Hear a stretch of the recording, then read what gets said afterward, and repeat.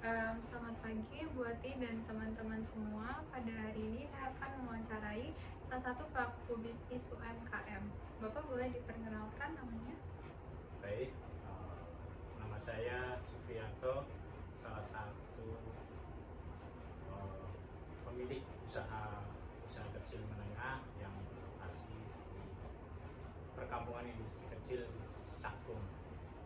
Oke, Bapak boleh diceritakan usahanya sudah berapa lama? Lalu latar belakangnya mulai usaha ini tuh karena apa? Ya, saya mulai usaha tahun 2013, jadi kurang lebih sekarang berarti 12 sampai 13 tahun berjalan. Adapun yang melatar belakangi saya mau memulai usaha, saya bekerja lulus sekolah STM tahun 1993 dan sampai tahun 2012 itu bekerja. Saya kira saya sudah punya cukup waktu dan keterampilan untuk memulai usaha sendiri. Adapun awal mulanya seperti itu dan motivasinya ya saya pengen usaha sendiri dan kalau bisa membantu teman-teman saya atau merekrut teman-teman saya yang notabene mungkin perlu pekerjaan sehingga kita dapat bekerja sama. Oke, untuk layanannya untuk saat ini ada apa aja Pak?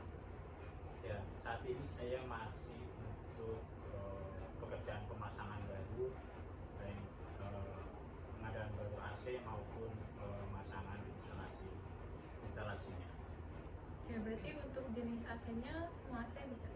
Ya, semua AC dari AC split, AC sentral, baik di rumah maupun di industri bisa kami kerjakan. Nah, kira-kira pertimbangan memilih area ini sebagai target pemasaran tuh apa?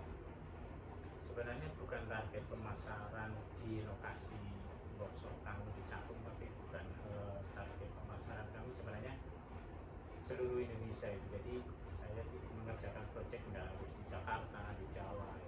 Kami juga beberapa kali pekerjaan proyek itu di luar Jawa. Oke, berarti tapi untuk kantor utamanya tuh di Cakung tadi, Pak? Ya, di Cakung sekalian kantor. Oke, untuk saat ini kira-kira ada berapa orang teknisi dan tugas dari teknisi tersebut tanggung jawab masing-masingnya apa? Untuk yang administrasi saya ada 3 orang, kemudian kepala tukang, supervisor, masing-masing proyek itu ada atau masing-masing pekerjaan itu ada. Kalau ada proyek besar kami juga untuk site manager di situ.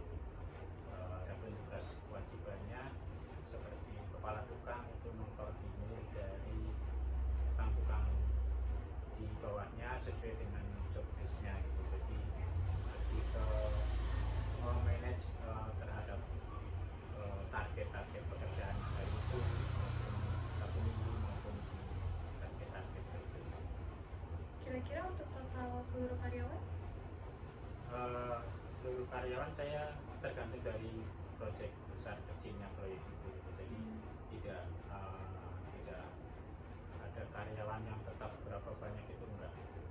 Karyawan tetapnya itu hanya untuk yang di office saja seperti administrasi, engineering, gambar, dan driver. Oke. Apakah teknisi baru kalau Bapak ingin merekrut seseorang itu akan diberikan pelatihan dulu atau bagaimana Pak sistemnya? Ya, karena saya pelaku usaha kecil, jadi saya merekrut teknisi itu lebih ke yang siap pakai gitu. Jadi kalau saya dapat proyek, saya merekrut tukang itu yang benar-benar siap pakai untuk mengerjakan proyek-proyek itu. Oke. Apakah untuk teknisi yang siap pakai juga akan diberitahukan SOP di usaha Bapak ini pada saat project atau memang sudah tahu gitu? Maksudnya sudah dari awal kan Bapak tadi carinya yang memang sudah di bidang itu, Ya, atau akan dikasih tahu lagi nanti kerjanya gimana? tetap kita briefing gitu. Jadi setiap proyek kan karakteristiknya beda itu terhadap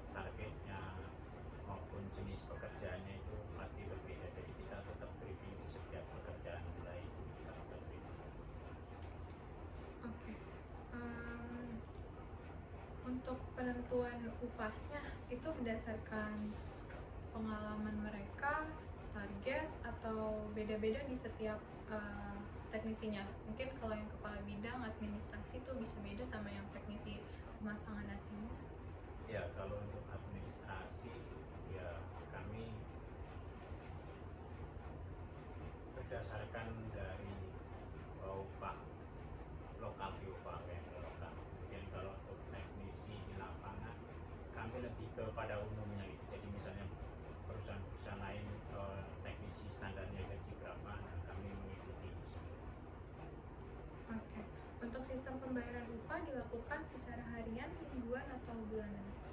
Kalau untuk tenaga tetap administrasi kami gaji setiap bulan, tetapi kalau untuk tukang itu karena mereka mungkin punya keluarga yang pembelajarannya harian itu, jadi mereka lebih ke setiap Sabtu pertama mereka kasbon, kemudian Sabtu kedua mereka minta gaji.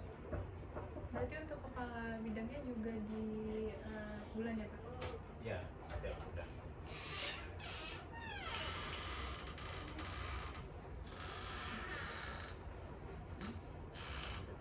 Oke. Selain gaji pokok, apakah ada bonus atau THR yang diberikan? Kalau THR ada setiap tahun kita dikasih memberikan THR, kemudian kalau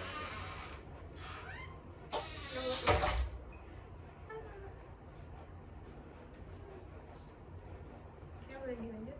ya, kalau untuk THR kita berikan setiap hari raya, untuk yang muslim di setiap lebaran, kalau yang Kristen itu setiap Natal.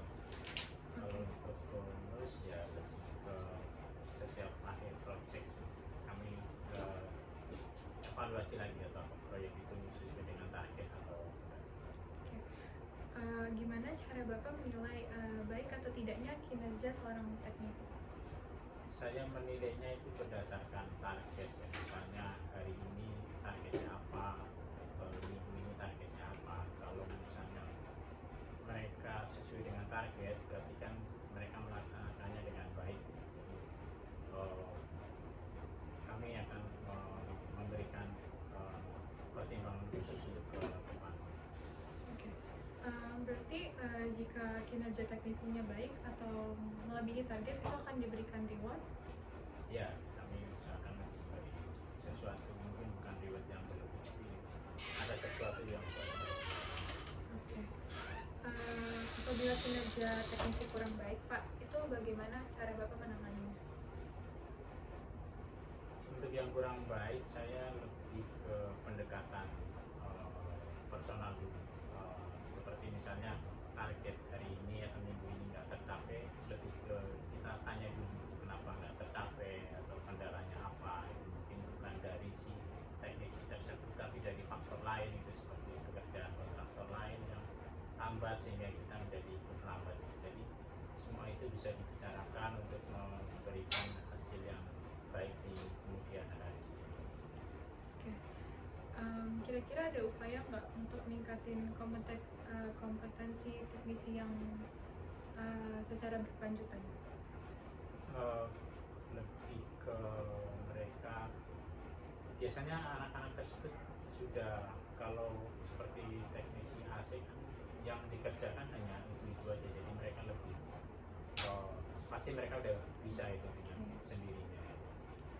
Kira-kira ke arah mana rencana pengembangan usaha ini di masa mendatang? Apakah ada rencana membuka cabang baru atau menambah jumlah teknisi, atau mungkin kan untuk saat ini hanya pemasangan baru, atau nantinya akan ada servis atau cuci AC?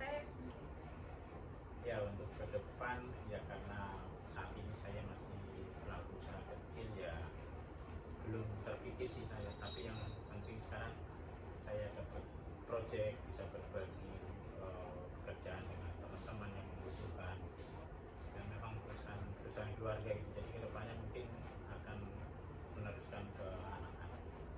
Oke. Apakah pernah dilakukan inovasi atau upaya baru dalam menjalankan usaha ini? Mungkin apakah sudah pernah menggunakan media sosial untuk promosi, atau menurut Bapak promosi paling efektif tuh gimana? Kalau untuk promosi saya tidak pernah melakukan, karena saya lebih mendapatkan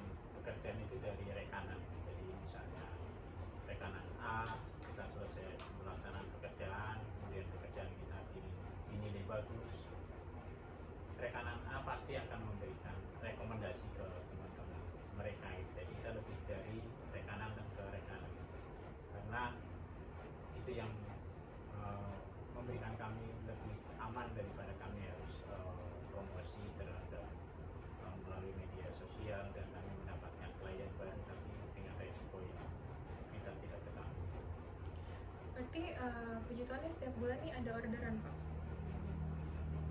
Kita continue sih, setiap project berjalan selesai pasti ada yang mulai, ada yang berkesinambungan, proyek berjalan ada vendor lagi, nah ikuti berkesinambungan.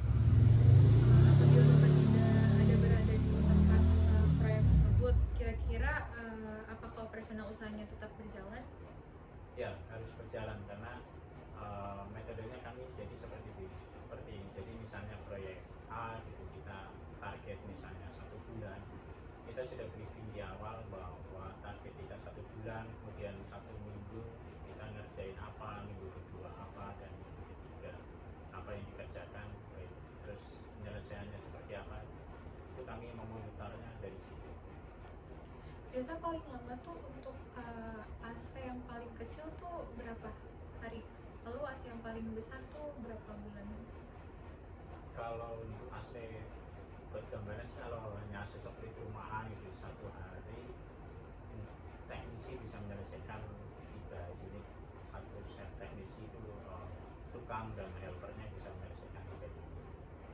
Kalau untuk yang besar itu ya tergantung dari project nilai kapasitas AC-nya yang besar itu berapa TR, bisa 6 bulan, bisa 1 tahun. Project yang lama kami pernah kerjakan itu 1 tahun. Oke. Pertanyaan terakhir nih Pak, pengalaman berkesan baik suka maupun duka yang Bapak alami selama menjalankan usaha ini kira-kira apa? Kalau pengalaman dukanya, kita lebih, kalau proyek itu macet, terlambat, sehingga cash flow kita menjadi membengkak dan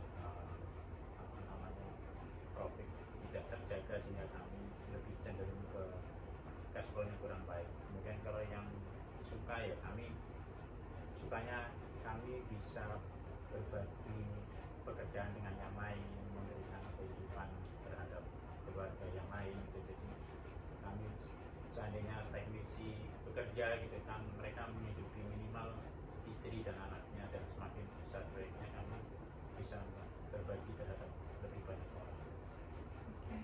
Oke, sekian wawancara pada kali ini. Terima kasih banyak untuk Pak Supri atas kesempatannya. Mungkin ada yang ingin Bapak sampaikan sebelum kita tutup wawancara pada hari ini? Ya, terima kasih atas wawancaranya.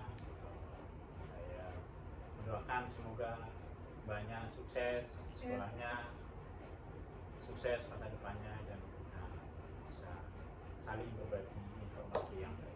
Bapak juga semoga usaha Bapak sukses terus lancar terus juga.